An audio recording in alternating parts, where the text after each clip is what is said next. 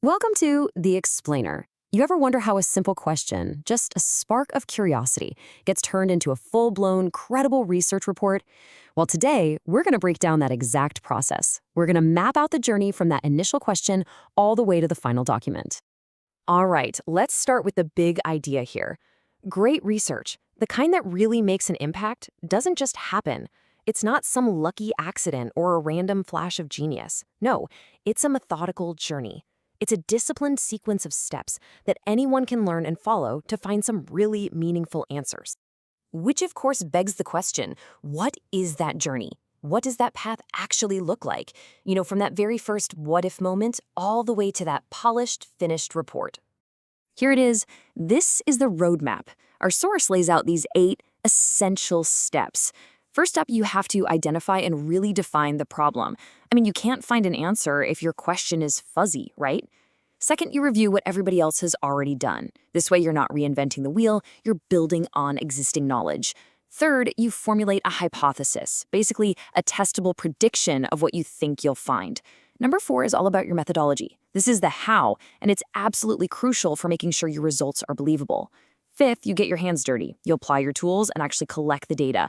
Sixth, you take all that raw data and analyze it, looking for the patterns, for the meaning. Then, number 7, based on that analysis, you come up with recommendations. This is the so what part of your research.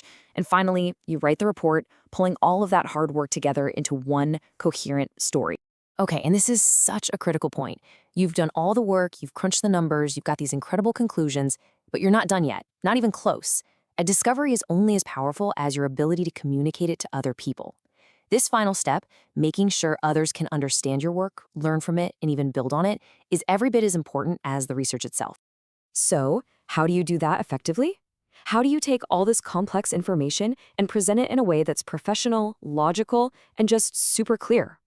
Well, it really all boils down to one thing: structure. And here is the universal blueprint for that structure. Seriously, think of it like you're telling a story. The preliminary pages, that's like the cover and the blurb. It sets the stage. Chapter 1 is your introduction. It tells the reader what you're studying and why it matters. Chapter 2 gives all the context. What if other people already figured out about this? Chapter 3 is huge. It explains the how, your specific methods. Then comes Chapter 4, the big reveal.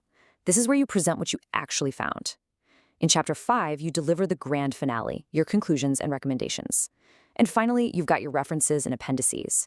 This is where you show your work and provide all the evidence to back it all up. Okay, so the big takeaway here is making all of this practical for you right now. Whether you're at the very beginning of a project or knee-deep in the middle of one, how can you use this framework to make your own work better?